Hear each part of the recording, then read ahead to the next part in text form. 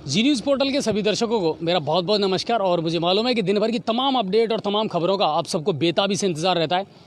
थोड़ा सा विलंब हुआ और उसका एक कारण था कि अभी एक लाइव हमने आपको दिखाई थी कि फव्वारा चौक पर जो नया बाज़ार की तरफ रास्ता जाता है वहाँ एक टैंकर जो है वो फंस गया था और उसको निकालने की एक प्रक्रिया थी, वो चल रही थी, तो तब तक हम लाइव नहीं कर सकते थे। चलिए, दिन भर की अपडेट और क्या कुछ घटित हुआ, बड़ा इंतज़ार रहता है साहब। और बात करें और शुरुआत करें हम कोरोना से कि कोरोना का क्या मामला रहा।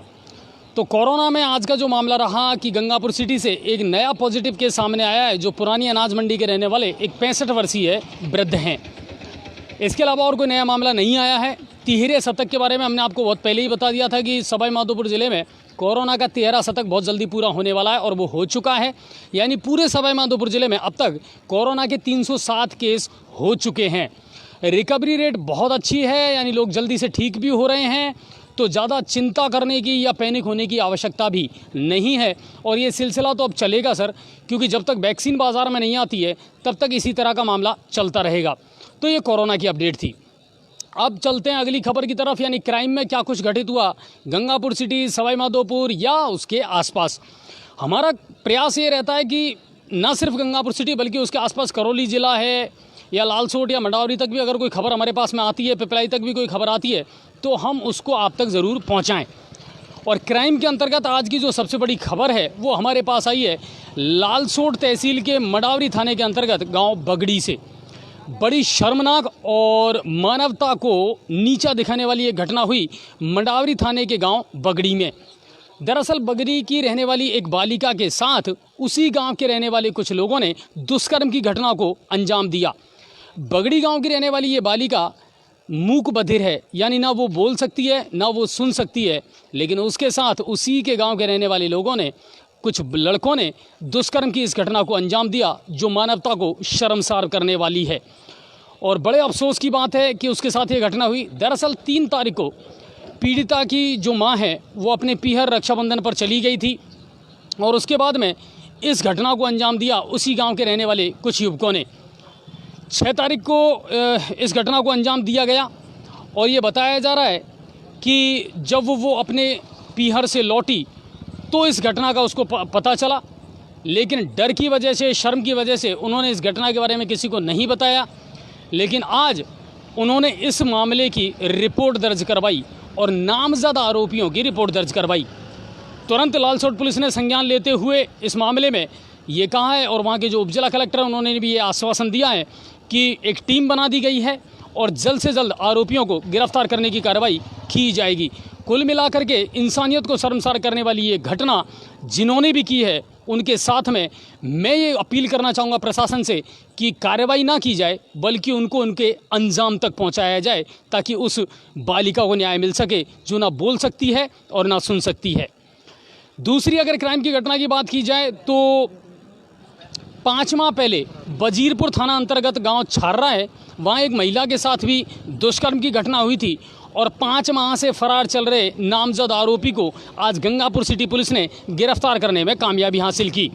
वजीरपुर का रहने वाला ये आरोपी आज पुलिस की गिरफ्त में आया और उसे न्यायिक हिरासत में भेज दिया गया है। तीसरी क्राइम की रिपोर्ट है, उसकी अगर हम बात करें तो 2 दिन पहले लालपुर उमरी स्टेशन के पास में एक अज्ञात व्यक्ति का शव मिला था और शव को शिनाख्त के लिए सदर थाना पुलिस ने राजकीय अस्पताल गंगापुर सिटी में मोर्चरी में रखवाया था ताकि उसकी शिनाख्त हो चुके।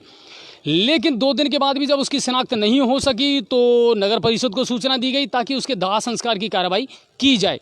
लेकिन कहानी में ट्विस्ट उस समय आया जब उसी समय उसके पुत्र दानवीर ने चप्पलों और कपड़ों के आधार पर उसकी पहचान कर ली। पदम जी, क्या मामला था ये? दरअसल मामला ये था कि 3 दिन पहले लालपुर उमरी के पास में ट्रेन की चपेट में आने से ये व्यक्ति की मौत हो गई थी और 3 दिन सामान्य चिकित्सालय में इसकी मोर्चरी में बॉडी रखी गई। बाद में बदबू आने लगी तो नगर पालिका की सहायता से सदर पुलिस ने शमशान घाट में उसको ले जाया गया और वहाँ उसका दाह सांस करने की तैयारी कर दी थी पूरी और अग्नि दे दी थी। अब नसीब देखो उनका मृतक के परिवार का वो हेरता शमशान घाट पहुंच गया। और जब उन्होंने कपड़े और चप्पलों के आधार पर उसका लड़का है उसने शिनाख्त कर दी। और सदर पुलिस ने फिर कहा भैया अब दाह संस्कार तो हो चुका है, बॉडी ले जा नहीं सकते, तो वो उसी में शामिल उनको कर लिया गया था। कुल मिलाकर के मृतक का जो पुत्र है वो उसी दाह संस्कार में शामिल हो गया और मृतक जो है वो कुड़गांव के पास नज़दीकी गांव बलिया का रहने वाला था और उसकी मृत्यु हो गई थी। तो ये एक बड़ा मामला था जो आया था सामने।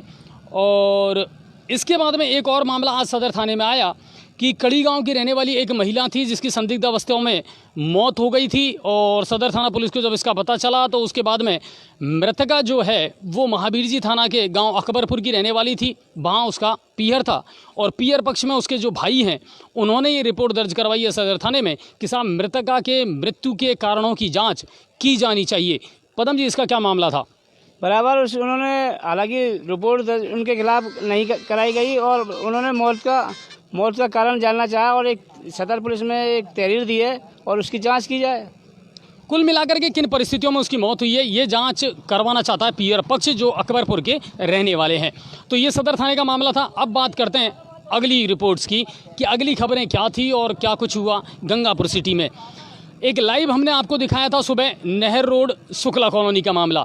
दरअसल वहाँ पाइपलाइन है, पेयजल की व्यवस्था है, लेकिन फिर भी लोगों को पीने का पानी नहीं मिल पा रहा है। दरअसल जगह जगह से जो पानी की पाइपलाइन है वो चौक हो चुकी है। नगर परिषद ने सफाई के दौरान जब ढंग से सफाई नहीं की तो नालियों में कचरा गया और कचरा जाने की वजह से नालियां चौक हो गई। आज वहां के बाशिंदों ने खुद इसका बीड़ा उठाया और जगह जगह खड्डे खोद करके और लाइन को ठीक करने का काम किया। लाइव पर पहुंचे हमारे पत्रकार पदम जोशी। नहर रोड शुक्ल कॉलोनी पे जब हम पहुंचे तो उन्हें देखा गया था आसपास के सैकड़ों महिलाएं थी वहाँ पर और काफ़ी पूरे कॉलोनी के लोग इकट्ठा हो गए और वो गड्ढे पहले से ही पीएचडी विभाग ने खोदे थे लेकिन और ज़्यादा उन्होंने गड्ढे खोद दिए और उसमें देखा गया तो थैलियाँ प्लास्टिक दोने और उसमें से निकल रहे थे। जब इस बात को लेकर जब हमने अधिकारियों से बात की तो उन्होंने बताया, मैडम है अर्चना मैडम, तो उन्होंने जल्दा पीएचडी विभाग की मैडम ने बताया कि जिस टाइम में नगर परिषद के कर्मचारियों ने सफाई की थी तो जेसीबी से की थी रात्रि को और उसको नाले से पास से हमारी लाइन जा रही थी, उसको तोड़ दिया गया। इस वजह से उसमें कचरा चले गया, उसकी सफाई की जा रही है। तो कुल मिलाकर के अब लोगों को क्या आश्वासन दिया गया है विभाग के द्वारा? आज कुछ सामने की फ्रंट पे रोड पे काम किया है उन लोगों ने और कल उसको लाइन को काट कर उसमें टैंकर से प्रेशर दिया जाएगा जिससे जो नगर परिषद के द्वारा जो कचरा चले गया था उसकी सफाई करके परसों से पानी की व्यवस्था दुरुस्त हो जाएगी उनकी। तो कुल मिलाकर जी न्यूज़ पोर्टल की खबर का असर हुआ है। तो कहना चाहेंगे शुक्ला कॉलोनी के लोगों से कि जल्द से जल्द ये समस्या आपकी दूर हो जाएगी। और जल्द आय विभाग से जुड़ी एक और कंप्लेंट मेरे पास आई है नरसिंह कॉलोनी की कि नरसिंह कॉलोनी में लगभग 8 से 10 दिन से लगातार वहाँ नलों में गंदे पानी की सप्लाई हो रही है। दरअसल क्या होता है कि बारिश के टाइम पर जब लीकेज होता है पाइपलाइन में तो गंदा पानी जो है वो कहीं ना कहीं उस पेयजल के साथ मिल जाता है और फिर लोगों के नलों में वही गंदा पानी पहुंचता है। तो इस बारे में भी जलदाय विभाग को ध्यान देना पड़ेगा। ये नरसिंह कॉलोनी की एक खबर है हमारे पास। जलदाय विभाग भी नहीं, इसके लिए जिम्मेदार उपभोक्ता भी है। इसमें लोग बाग ऐसा करते हैं कि जब घरों में पानी नहीं आता तो दूसरा अवैध रूप से जो कनेक्शन है पुराना कनेक्शन को तो छोड़ देते हैं और जो पानी गंदा आ रहा है उसको देखते नहीं। कारण क्या है पानी गंदे कारण? क्योंकि कई बार बरसों हो जाते हैं और पाइपलाइन लीकेज हो जाती है जिनका कनेक्शन होता है घरेलू और वो नया कनेक्शन ले लेते हैं। अब पुराने में से तो मतलब क्या अगर लीकेज है तो वो गंदा पानी मोटर उसकी खींचेगी और गंदा पानी आएगा। हमारा लोगों से कहना है आप नया कनेक्शन कराते हो तो पहले पुराने कनेक्शन को हटवाएं वहाँ से और तभी नया कनेक्शन लें या उसको पूरी तरह से बंद करवाएं ताकि लीकेज ना हो। तो कुल मिलाकर के ये है कि नरसिंह कॉलोनी से एक खबर आई थी हमारे पास में गंदे पानी को लेकर के और जल्दाय विभाग से मैं अपील करना चाहूँगा कि सर ना सिर्फ नरसिंह कॉलोनी बल्कि बहुत सारे ऐसी कॉलोनी हैं जिनमें गंदे पानी की शिकायतें लगातार आ रही हैं और आप उन पर ध्यान मुस्तैदी से दें और लोगों को एक शुद्ध पीने का पेयजल मिल सके इसकी ज़रूर आप कोशिश करें। चलिए, थैंक यू पदम जी। और ये आज की खबरें थी। अब चलते हैं हम अगली खबरों की तरफ और जो खबर है वजीरपुर से हमारे संवाददाता महेंद्र शर्मा ने हमारे पास भेजी है।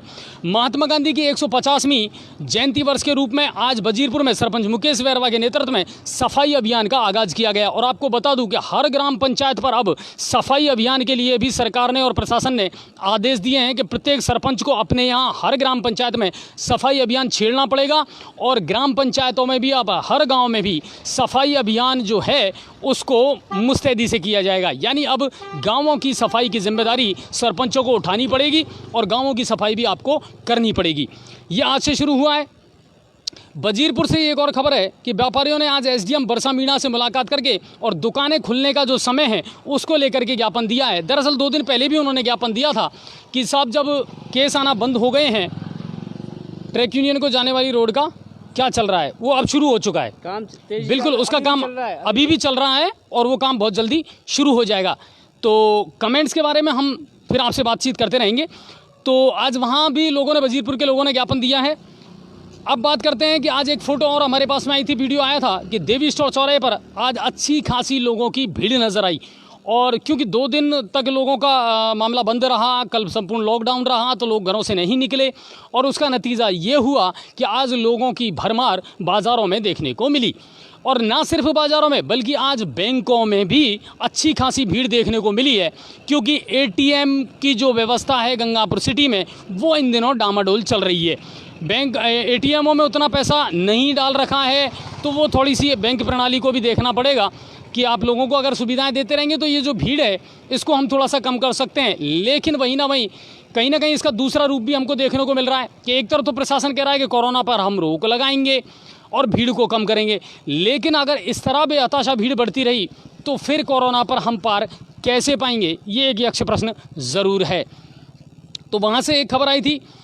मौसम की अगर बात की जाए तो सर गर्मी अच्छी खासी है गंगापुर सिटी और उसके आसपास, ज़्यादा बारिश हो नहीं रही है। और मैं एक बात आपको बता दूं कि अभी तक ना सिर्फ गंगापुर सिटी या सवाई माधोपुर बल्कि राजस्थान के बहुत सारे ज़िले ऐसे हैं जिनमें औसत से भी कम बारिश रिकॉर्ड की गई है। यानी अभी उतनी बारिश नहीं हो पाई है जितनी ज़रूरत थी। तो मौसम का हाल अभी भी अच्छा नहीं चल रहा है और अच्छी खासी उमस और गर्मी का लोगों को सामना करना पड़ रहा है। अब मैं आपको लाइव पर एक ऐसी शख्सियत से, ऐसे व्यक्ति से मिलवाना चाहता हूं सर, या ये कहूं कि एक ऐसे पीड़ित से आपको मिलवाना चाहता हूं जिसे अपने इंसाफ के लिए, अपनी न्याय के लिए भटकते हुए 1 साल हो गए। मामला छोटा ज़रूर है सर, लेकिन गहराई में अगर आप जाएंगे तो ये लाल फीताशाही का एक जीता जागता उदाहरण है। जब अफसरशाही के पेच में फंस करके और एक व्यक्ति को इंसाफ नहीं मिलता तो वो क्या करे। मेरे साथ हैं हरिशंकर जी शर्मा, और आज से 1 साल पहले हरिशंकर जी के साथ में एक वाकया हुआ। हरिशंकर जी, सबसे पहले तो मुझे ये बताइए कि वो वाकया था क्या। सर, बैंक अकाउंट 2018 में बच्ची का खुलवाया था और 8 अगस्त 19 में उसमें मैंने 20,000 रुपये डाला और डालने के बाद में जैसे ही मैंने 20 तारीख को पासबुक की एंट्री करवाई तो उसमें 1 रुपये बैलेंस था। मैं शाखा प्रबंधक से मिला। अच्छा, ये मामला कौन सी बैंक का है। ये बड़ौदा बैंक उदय मोड़ से सर जी। मैं शाखा प्रबंधक से मिला। उन्होंने पूरी तरह से ये बताया कि हम आपको सीसीटीवी कैमरा की फुटेज बतला दें, हम निर्दोष हैं। तो शाम को जैसे ही सीसीटीवी कैमरा की फुटेज बतलाई तो उसमें फ़ोटो अजय कुमार मीणा की आ रही थी। एक बच्ची थी जिसको बैंक में लाया गया था, वो बच्ची किसकी थी उसका उनसे ही मालूम होगा। कुल मिलाकर के बैंक की ऑनलाइन ठगी का एक ऐसा मामला था। आपने कई बार देखा होगा, यदि आपके सिग्नेचर मिसमैच करते हैं तो बैंक आपको पैसा नहीं देता, लेकिन वहां तो आदमी ही बदल गया, फोटो भी बदल गई और सिग्नेचर भी बदल गया, और जिसका ओरिजिनल खाता था उस खाते से पैसा भी निकाल लिया गया। यानी आरोपी के द्वारा एक दूसरी लड़की पेश की गई और बैंक के कर्मचारियों की मिली भगत से, जैसा कि आरोप है हरिशंकर जी का कि उनकी मिली भगत से ही इस पूरी घटनाक्रम को अंजाम दिया गया है। आपका क्या कहना है हरिशंकर जी। जी सर, उसमें जो फॉर्म देखा उस पर फ़ोटो, साइन, मोबाइल नंबर तक डला हुआ है पार्टी का। उस मोबाइल नंबर को मैंने वोडाफोन एजेंसी में जाके उसकी तहकीकात कराई तो वो रामेश्वर प्रसाद मीणा के नाम से बोल रहा है। ब्रांच मैनेजर ने दूसरे दिन मुझे बुलाया, मैं वहाँ पे गया, मुझसे कही गई कि आप बच्ची को घर से लेके आओ। मैं कि सर शाम को ही तो बच्ची यहाँ से गई हुई है और जो भी स्थिति आपकी बैंक से बनी हुई है मेरा इसमें कोई दोष नहीं है। तो अच्छा हरिशंकर जी, इस पूरे मामले में चलो एक पहलू ये निकल करके आया कि साहब ऑनलाइन ठगी की गई, आपने इस बारे में एफआईआर दर्ज करवाई। जी सर, एफआईआर भी दर्ज करवाई थी। काफ़ी प्रयास के बाद में 8 दिन में जाके मेरी एफआईआर दर्ज हो पाई थी सर। यानी 8 दिन तक तो आपकी एफआईआर दर्ज ही नहीं की गई। ठीक है, उसके बाद में एफआईआर दर्ज हुई। एफआईआर दर्ज होने के बाद में आगे क्या कार्रवाई हुई। मुझको सर बयान के लिए बुलाया गया थाने पे तो उन्होंने बोला इस बच्ची का आपने खाता ही क्यों खुलवाया, आप इसे तुरंत प्रभाव से बंद करवा दो। कुल मिलाकर के ये है कि अगले का पैसा भी गया और फिर पुलिस वाले ये नसीहत देते नजर आए कि आपने इस बच्ची का खाता ही क्यों खुलवाया। आपको भी इसमें जेल जाना पड़ सकता है सर। ये बात होने के बाद में पाल जी ने उसकी इन्वेस्टिगेशन की। पाल जी ने ये बताया कि चोर से मेरी बराबर बात हो रही है, चोर आ रहा है, चोर कल ही थाने पे चाय पी के गया है। इतनी बात होने के बाद में उनको गिड्डी मिल गई सर, उन्होंने कार्रवाई बंद कर दी। विजेंद्र पाल जी ये वही शख्स हैं जिनका कुछ दिन पहले एसीबी ने रंगे हाथों ट्रैप किया था। यस, आगे बताइए। मैं एसपी सर से मिला सर माधोपुर जाके। मैं सर आपके थाने की स्थिति देखिए, चोर थाने में बैठ के चाय पी रहे हैं और बाकी के हम परेशान हो रहे हैं। तो उन्होंने इसकी तफ्तीश को सदर थाने में दे दिया सर। सदर थाने पे भी बयान देने के लिए बुलाया, वहाँ पे भी कहानी यही आज की कल की परसों तारीख पे तारीख मिलती गई।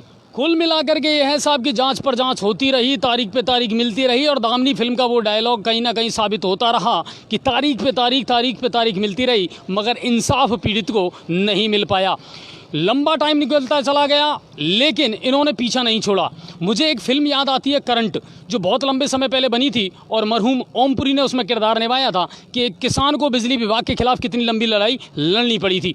लेकिन हरिशंकर जी के हौसले को मैं दाद दूंगा कि इन्होंने लगातार पीछा नहीं छोड़ा, आईजी लेवल तक इस शिकायत को पहुंचाया, सारे दस्तावेज उन्होंने इकट्ठे किए। और मैं चाहूँगा कि एक बार वो फाइल आप लेकर के आएँ थोड़ा सा। आप नहीं, बिल्कुल, और किन किन से इन्होंने मुलाकात की है मैं आपको बताऊंगा कि इन्होंने कितने दस्तावेज अब तक इकट्ठे कर लिए और कितने लोगों से इस बात को लेकर के मिल चुके हैं। बात सिर्फ पैसे की नहीं है दोस्तों, 20,000 या 22,000 रुपये मायने नहीं रखते। बात यह है कि इसके साथ नाइंसाफ़ी हुई और उन्हें इंसाफ क्यों नहीं मिल पाया। सावधान दोस्तों, ये बैंक की शाखा का भी इज्जत का सवाल है। लोगों के बैंकों पर लोग विश्वास करते हैं। आप भी अपने खाते चेक कर लें। और बैंक के मैनेजर द्वारा, जो पूर्व मैनेजर था, उसने न तो लड़की के फ़ोटो का मिलान किया और न ही उससे साइन के मिलान किया। इसलिए दोस्तों आप भी सावधान रहिए, अपने खातों को चेक करते रहिए। बंधु, ये दूसरा जो शिकार हुए ठगी के, मतलब 1 साल गुजर गई और लेकिन अभी तक कोई कार्रवाई नहीं की और प्रत्येक ने दरबार को ढोक दिया और अभी तक अटका रखा है इनको। कुल मिलाकर के ये है कि मामला सिर्फ ऑनलाइन ठगी का था, मात्र ऑनलाइन ठगी का, यानी 1 पेज का मामला है, 1 पेज की शिकायत है। लेकिन इस व्यक्ति ने इसके लिए पूरी फाइल तैयार कर रखी है और फाइल तैयार करने की मजबूरी इसलिए आने पड़ी कि ऐसा कोई दर नहीं है जिसको इन्होंने ठोका ना हो, जिस पर ढोक ना दी हो। लेकिन इनको इंसाफ नहीं मिला। उपभोक्ता मंच में, हाई कोर्ट में, हर जगह ये अपनी याचिका दायर कर चुके हैं, हर जगह गुहार कर चुके हैं। अच्छा, एक चीज़ और मैं बताता हूँ आपको कि हर कोई इस मामले को देख करके समझ सकता है और बड़ा नॉर्मल सा मामला है साहब। अगर आप फर्स्ट नज़र में देखेंगे, पहली नज़र में, तो ये मामला क्लियर होता है। मैं आपको मेरे अपने कैमरामैन से कहूँगा थोड़ा नज़दीक से दिखाएं। ये एक अकाउंट है और इस अकाउंट को देख सकते हैं, इसमें जो फ़ोटो लगी हुई है और इसमें जो सिग्नेचर सोनम शर्मा के नाम से हो रहे हैं। अब इस पन्ने को अगर पलटा जाए तो आप देख सकते हैं कि मामला कितना क्लियर कट है कि दूसरी तरफ फ़ोटो कुछ और है और सिग्नेचर कुछ और हैं। ये तो सिर्फ मैंने आपको इस सिक्के का एक पहलू दिखाया है। कुल मिलाकर के ये इतनी बड़ी फाइल बन चुकी है। हालांकि इन्होंने हमसे जब कहा, लगभग 15-20 दिन पहले ये जी मीडिया से मिले, इन्होंने जी न्यूज़ पोर्टल को अपनी जब खबर बताई तो हम लगातार इसकी जांच में लग गए, इसकी तहकीकात में लग गए और इसके सारे तथ्य हमने जुटाए। और उसके बाद हमने इनको सलाह दी कि आप एक बार और एएसपी साहब से मिलें, गंगापुर सिटी के एएसपी महोदय से, और उनसे अपनी बात कहें। आज आप एएसपी साहब से मिले? जी सर, एएसपी साहब से पहली बार मिला। उन्होंने आश्वासन दिया है कि निश्चित रूप से आपकी कार्रवाई होगी। अब देखते हैं कितना पहल करते हैं या। अच्छा, आपको हरिशंकर जी लगता है कि वो बंदा जो आज रेलवे की नौकरी कर रहा है और उस समय एक निजी शिक्षण संस्थान में टीचर का काम करता था, वो इस तरह की और बच्चियों के साथ भी या लड़कों के साथ भी ऑनलाइन ठगी कर चुका होगा? बिल्कुल सर, ये इफेक्ट है और 100% सत्य। न जाने कितने परिवारों के साथ में ये खिलवाड़ हुआ है और वो चुपचाप सहन कर रहे हैं। अब जब आपकी इस लाइव को देखेंगे, वो भी इसमें होशियारी बरत कर उसको अमल में, क्योंकि सारे डॉक्यूमेंट्स जो हैं वो उस टीचर के पास थे, स्टूडेंट्स के, तो उसे ठगी करने में ज़्यादा प्रॉब्लम नहीं हुई क्योंकि सबके खातों की उसे पता था, फ़ोटो उसके पास थी, डॉक्यूमेंट्स उसके पास थे। तो उसने समय रहते हुए हो सकता है कि अन्य बच्चों के साथ या अन्य विद्यार्थियों के साथ भी इस ठगी के प्रकरण को अंजाम दिया हो। आज वो टीचर बड़े धड़ल्ले से रेलवे की नौकरी कर रहा है साहब, और ये जो पीड़ित है, ये जो व्यक्ति है, ये आज भी इंसाफ के लिए गुहार लगा रहा है और हर दरवाजे पर गया है।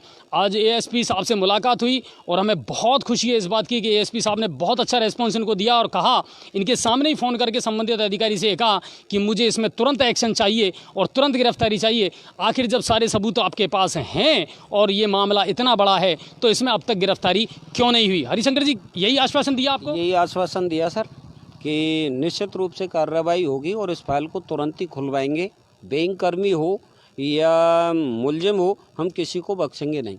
कुल मिलाकर के ये है कि कहीं ना कहीं एक नज़र से अगर देखा जाए तो इसमें बैंक कर्मचारियों की मिलीभगत का भी साफ साफ इशारा हो रहा है कि कहीं ना कहीं उन्हीं की मिलीभगत के कारण इस पूरे घटनाक्रम को अंजाम दिया गया है। बात पैसों की नहीं है, बात इंसाफ की है कि आखिर इस तरह कितने लोगों के साथ में ठगी की जाती है। पदम जी, क्या कहना चाहेंगे आप? आप आज और किससे मिले थे? बैंक मैनेजर से, वर्तमान मैनेजर से मिले थे और पहले के मैनेजर का नाम पूछिए इनसे। बिल्कुल नहीं, आज हमारी टीम भी मिली थी और हम आज जो बीओबी के जो मैनेजर हैं आर.के. मीना साहब, उनसे भी मिले थे और उन्होंने कहा कि मैं पूरी तरह से कोऑपरेट करूंगा साहब, और इसकी जांच अभी भी हमारे पास में चल रही है और मैं खुद भी कोर्ट में इसके जवाब देना जाता हूं। लेकिन ढाक के तीन पात वाली कहानी है साहब कि कितनी ही अदालतों के दरवाजे आप खटखटा लीजिए, आखिर इंसाफ लोगों को नहीं मिल रहा है। यानी कुल मिलाकर के है कि पीड़ित को अभी तक सिर्फ आश्वासन मिला है, न्याय नहीं मिला है। एक दबी आवाज़ में जब मैनेजर साहब से, आर.के. मीना साहब से हम मिले तो उन्होंने एक दबी आवाज़ में स्वीकार भी किया कि गलती तो हुई है, जो पूर्व मैनेजर है उससे उनसे हुई है और अब इसकी तहकीकात भी चल रही है और बराबर उनको न्याय मिलेगा।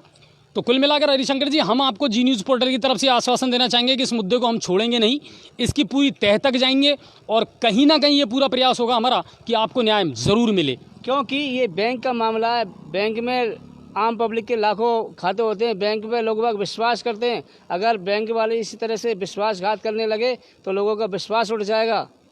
तो कुल मिलाकर के है कि आप भी सतर्क रहिए साहब और जागरूक रहना आपको भी ज़रूरी है, क्योंकि यहाँ तो पूरे कुएं में भांग घुली हुई है। तो आप एक से अगर बचना चाहेंगे तो कहाँ तक बच पाएंगे। तो आप सभी का बहुत बहुत शुक्रिया और हरिशंकर जी बहुत बहुत धन्यवाद आपका कि आपने अपना वक्त निकाला। और कुछ कहना चाहेंगे आप इस बारे में? जी सर, ये कह रहा हूँ कि जो बैंक से सिस्टम हुआ है, चोर बैंक के कर्मचारियों के सामने खड़े हुए हैं और ये कह रहे हैं हम और बैंक मिले हुए हैं, आप कर क्या लोगे? ये साफ कहा है आरोपियों ने के सामने और बंदा आरबीआई तक भी जाकर के आया है। आरबीआई में मेरी बात हुई सर से, मैं व्यक्तिगत मिला हूँ वहाँ जाके। उन्होंने मुझसे स्पष्ट रूप से ये कहा है कि हमारी इंक्वायरी चल रही है, दोषी व्यक्तियों को निश्चित रूप से सज़ा मिलेगी। उसके बाद में मैंने फ़ोन किया सर, मैं कि क्या हुआ सर, इंक्वायरी पूरी होगी हो तो 8 महीने हो चुके, क्या आप बैंक जा सकें तो आप 20,000 रुपये आपके ले सकते हैं, बाकी के दोषी बैंक कर्मचारी ही हैं और उनके ऊपर कार्रवाई होगी। लेकिन आज इतना वक्त होने के बाद भी किसी पर कोई कार्रवाई नहीं? नहीं सर, किसी भी प्रकार की कार्रवाई नहीं है। मैंने हर दरवाज़ा खटखटा लिया, हर जगह उल्टे जवाब मिलते हैं, तारीख मिलती हैं जिनसे कोई संतुष्टि नहीं। आप क्या उस पार्टी से मिले जिस? हाँ, आप उस पार्टी से मिले थे क्या कभी जिन्होंने ये ठगी की थी? जी सर, बैंक वालों ने मुझे उस पार्टी से मिलवाया था और वो सीने तान के ये कह रही थी पार्टी कि आप क्या चाहते हो और ऐसे सिस्टम में हम आपको उलझा देंगे, शायद आप सुलझ भी नहीं पाओगे। ये धमकी उन्होंने दी है? बिल्कुल दी है सर। किन वर्तमान पूर्व अरे यार, जो लोग हैं जी सर, वो आरोपी हैं, उन्होंने आपसे ये बात कही है ना? ये एक यहाँ से बामनवास से आई हुई थे, एक बुजुर्ग थे, उनकी माँ थी और जिसका मोबाइल नंबर डाला हुआ है वो भी उनके साथ में थे और बैंक कर्मचारी भी उसके में साथ में थे और उनके सामने सीना तान कह रहे हैं हम आपको ऐसी उलझन में डाल देंगे, आप निकल नहीं पाओगे इससे। अच्छा, आपको कोई प्रलोभन भी दिया गया था कि लालच भी? नहीं, प्रलोभन काफ़ी दिए सर, पाल जी के माध्यम से भी लगे, पार्टी के माध्यम से भी लगे, लेकिन मैंने ये कही मुझे इंसाफ चाहिए कि इसमें क्या हो रहा है। पाल जी कौन है? ये पाल जी जो पुलिस अधीक्षक थे उदयमोड़ थाना पर, एएसआई थे सर, जांच अधिकारी थे। जी सर। अच्छा, इसमें लगातार जांच अधिकारी भी बदले गए हैं? बिल्कुल, मैंने 5 थाने पे जांच चेंज करवा दी सर। एसपी सर से मैं 3 बार मिला हूँ सर, आईजी साहब को मैंने 3 बार रजिस्टर्ड डाक से भेजा है, कलेक्टर साहब को 5-5 बार भेजा सर। मैंने मतलब ऐसा कोई दरवाज़ा नहीं छोड़ा जिसको मैंने खटखटाया नहीं हो। तो कुल मिलाकर के ये है कि बात छोटी नहीं है और हो सकता है देखने में सुनने में आपको लगे छोटी है कि साहब ऑनलाइन ठगी का मामला है, लेकिन गहराई तक ज़रूर पहुंचना है आपको कि ऑनलाइन ठगी का मामला तो है, लेकिन इसकी जड़ों तक पहुंचना बहुत ज़रूरी है कि इस तरह उस अध्यापक ने कितने स्टूडेंटों के साथ में ये ठगी की होगी। और दूसरी बात ये है साहब कि इंसाफ क्यों नहीं मिला और इतनी लापरवाही प्रशासन के द्वारा क्यों की जाती है, बैंक के अधिकारियों के द्वारा क्यों की जाती है। फिर लोगों का भरोसा अगर उठ जाएगा तो फिर आप क्या करेंगे, और लोग भरोसा भी करें तो किस पर करें। तो बहुत बहुत धन्यवाद हरिशंकर जी, और आपकी जो पूरी बात है इसको हमने ध्यान से सुना और आज एएसपी साहब ने भी सुना, और उम्मीद हम ये करते हैं कि अब आपके इस काम पर जल्द से जल्द जो घटनाक्रम है इसका पटाक्षेप होगा और कहीं ना कहीं आपको इंसाफ ज़रूर मिलेगा। बहुत बहुत धन्यवाद आपका। और बढ़ते हैं हम अब अगली खबर की तरफ। इस लाइव का खुलासा हमको करना था और हमने आपको पहले ही बताया था कि एक बहुत बड़ा खुलासा हम आपको करने वाले हैं। और अब चलते हैं हम राजस्थान के सियासी संकट की तरफ। राजस्थान के सियासी संकट में क्या कुछ हो रहा है, तो साहब बड़ा अच्छा घटनाक्रम आज देखने को मिला कि देखिए, जब प्रेमी और प्रेमिका यानी लवबर्ड से रूठ जाते हैं तो उनमें ब्रेकअप हो जाता है। 2 महीने पहले ऐसा ही हुआ था जब गहलोत और पायलट की सरकार के बीच में अनबन हुई और गहलोत साहब ने पायलट साहब से और पायलट साहब ने गहलोत साहब से मुंह मोड़ लिया, यानी 2 प्रेमियों में हो गया ब्रेकअप। लेकिन उस ब्रेकअप के बाद आज कहीं ना कहीं ये सियासत के गलियारों से खबर आई कि आज उनमें हो गया है पैचअप, यानी पायलट खेमा जो है वो वापस लौट चुका है गहलोत सरकार की तरफ। लेकिन सवाल ये है साहब कि अगर 2 महीने बाद आपको लौटना ही था शर्तों के साथ, तो 2 महीने तक ये सियासी ड्रामा किया क्यों, बड़ा प्रश्न तो है। दूसरी बात यह है कि इस पूरी घटनाक्रम में गहलोत साहब जहां एक समझदार वजीर के रूप में उभर कर के सामने आएंगे, वहीं पायलट साहब की राजनीतिक अपरिपक्वता भी अब लोगों को नजर आएगी। क्योंकि आप जिन शर्तों के साथ वापस आना चाहते हैं, ये शर्तें तो आप पहले भी बता सकते थे और इन शर्तों के आधार पर आप सत्ता में बने रह सकते थे। अब बात आती है कि यदि येन केन प्रकारेण आला कमान ने अगर पायलट साहब की शर्तों को मान भी लिया और पायलट साहब ने वापस गहलोत सरकार को समर्थन दे भी दिया, तो क्या ये सरकार उसी तरह काम कर पाएगी जैसे पहले कर रही थी? नहीं कर पाएगी, क्योंकि एक दोहा है कि रहीमन धागा प्रेम का मत तोड़ो छिटका है, और टूटे से फिर ना जुड़े और जुड़े गांठ पड़ जाए। अगर मोहब्बत में एक बार गांठ पड़ गई तो क्या 5 साल ये सरकार अपना काम उसी तरीके से कर पाएगी जिस तरीके से अब तक करती आई है? नहीं कर पाएगी श्रीमान, क्योंकि फिर खींचातानी चलेगी गहलोत खेमे में और पायलट के खेमे में। कुल मिलाकर के ये है कि अगर पायलट साहब को लौटना था तो पहले ही कहीं ना कहीं राजनीतिक समझदारी का उनको परिचय देना चाहिए था। लेकिन अब उन्होंने जो शर्तें रखी है वो हाई कमान मानता है या नहीं मानता है। अभी तक ये याद रखना कि पायलट साहब ने जो शर्तें रखी है वो वन साइड हैं, यानी आला कमान ने उनको हरी झंडी नहीं दी है। इसके अलावा पायलट साहब की एक सबसे महत्वपूर्ण मांग ये थी कि राजस्थान के प्रभारी अविनाश पांडे को हटा करके और प्रियंका गांधी वाड्रा को राजस्थान का प्रभारी बनाया जाए। तो फिर राहुल गांधी का इसमें क्या रोल है? अगर इस सारी सुलह को प्रियंका गांधी ने करवाया है तो राहुल गांधी क्यों हाशिए पर हैं? उनका क्या रोल है, उनकी क्या महत्वपूर्ण भूमिका है? ये यक्ष प्रश्न तो है कांग्रेस के सामने।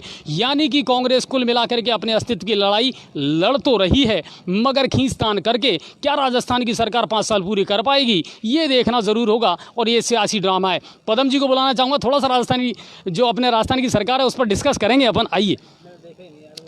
नहीं, मैं सिर्फ इतना पूछना चाह रहा हूँ पदम जी आपसे कि 2 महीने का ड्रामा था और 2 महीने के ड्रामे के बाद में आज ये पता चला कि साहब पायलट खेमा जो है वो गहलोत सरकार को समर्थन देने के लिए तैयार है शर्त के साथ में। अब क्या कहेंगे, लौट के बुद्धू घर को आए? ये सियासी खींचतान है और पहले अब एक बार चल गई, अब गांठ मन में पड़ गई तो गांठ पड़ चुकी है और हो सकता है आगे खींचतान जारी रहे। कुल मिलाकर के साहब राजनीति जो है ना, उसमें ना तो कोई अच्छा दोस्त होता है और ना कोई अच्छा दुश्मन होता है। और सबसे बड़ी बात यह है कि इस 2 महीने के ड्रामा में अगर सबसे ज़्यादा नुकसान किसी का हुआ है तो वो जनता का हुआ है, आम पब्लिक का हुआ है, क्योंकि सारे काम रुक गए थे, कोई नई योजना नहीं आ पाई और सब कुछ ख़त्म होकर के रह गया था। अब फिर से वही कहानी दोहराई जाएगी कि साहब पायलट साहब लौट तो रहे हैं लेकिन कुछ शर्तों के साथ लौट पा रहे हैं। तो अभी हाँ बिल्कुल, ये तो मुझे भी मालूम है कि पोजीशन क्लियर नहीं है, क्योंकि अभी तो बहुत कुछ छटापटक होगा साहब, क्योंकि ये राजनीति है साहब और ये किसी की सगी नहीं है। यहाँ कब दामन बदल जाए और कब तन से कपड़े उतर जाएं किसी को पता नहीं चलता। चलिए, तो ये आज की सबसे बड़ी खबर थी और इसी तरह की तमाम खबरों को आपसे रूबरू करवाते रहेंगे। अब बात करते हैं एक छोटी सी मेरी और आपके बीच की बात। दोस्तों, जी न्यूज़ पोर्टल जब से हमने संभाला है और जब से हम चला रहे हैं, हमारा उद्देश्य ये रहा है कि हम लोगों की बातें प्रशासन तक पहुंचाएं और लोगों को कहीं ना कहीं राहत मिले। हर खबर को पूरी प्रामाणिकता के साथ और पुष्टि के साथ चलाना ये हमारा सबसे पहला उद्देश्य रहता है। लेकिन कुछ लोग ऐसे हैं जिनको ये सफलता शायद पच नहीं रही। होता है जब आप सफलता की सीढ़ियों पर चढ़ते हैं तो कुछ ऐसे लोग भी आपके साथ आसपास लग जाते हैं जिनको आपकी सफलता से जलन होने लगती है। मैं ऐसे लोगों से ये कहना चाहूँगा कि इतना भी मत जलो सर कि अपनी आग में जलकर खुद ही खाक हो जाओ। नफ़रत को अपना हथियार मत बनाओ, बल्कि मोहब्बत से और सहयोग के साथ अगर आप काम करोगे तो सब कुछ अच्छा लगेगा। जी न्यूज़ के खिलाफ इन दिनों काफ़ी भ्रामक अफवाह फैलाई जा रही हैं। हमारी जो पोस्ट है, हमारी जो खबरें हैं, उनको एडिट करके और रीपोस्ट भी किया जा रहा है। हमारे बारे में कुछ इस तरह की खबरें फैलाई जा रही हैं कि साहब जी न्यूज़ पोर्टल है वो झूठी खबरें और भ्रामक खबरें चला रहा है। मैं आपसे कहना चाहूँगा कि अगर लाखों लोग हमको देखते हैं तो ये उनका भरोसा है, उनका प्यार है, और वो ऐसे ही नहीं देखते। जी न्यूज़ पोर्टल सिर्फ एक चैनल नहीं है।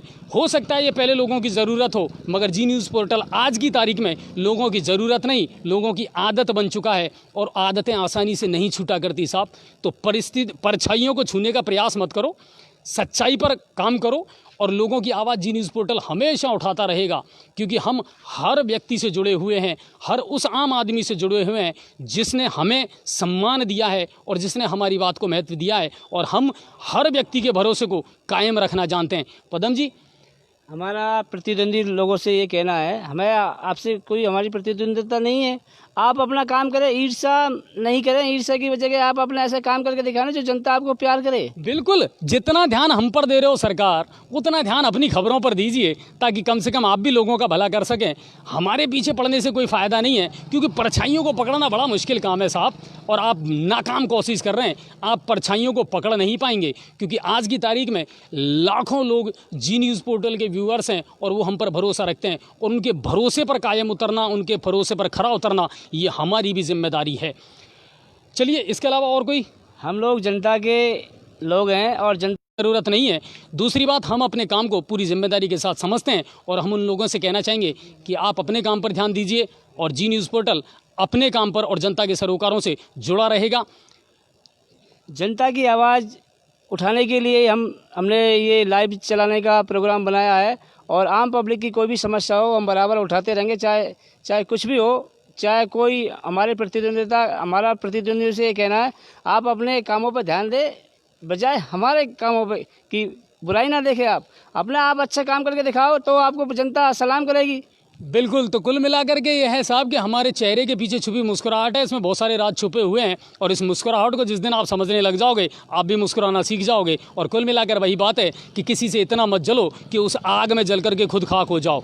ठीक है, बाकी खुश रहिए और सतर्क रहिए, और कोरोना सिर्फ नेगेटिव खबरें हैं साहब। पॉजिटिव रहिए, पॉजिटिव सोच के साथ अपनी ज़िंदगी गुजारिए, और अच्छी सोच के साथ ज़िंदगी गुजारिए, और नए नए मुद्दे, नई नई खबरें आपको बताते रहेंगे। और लालसोट प्रशासन से हम एक बार फिर अपील करना चाहेंगे कि बगड़ी में हुई दुष्कर्म की घटना के जो पीड़िता है, उसके जो आरोपी हैं, उनको जल्द से जल्द आप गिरफ्तार करके और उनको सलाखों के पीछे ना पहुंचाएं, बल्कि उनको उस इंसाफ के पीछे और उस अंजाम के पीछे पहुंचाएं जिसकी उनको ज़्यादा ज़रूरत है, और जो कुकृत्य उन्होंने किया है उसकी सज़ा उनको कड़ी से कड़ी मिलनी चाहिए।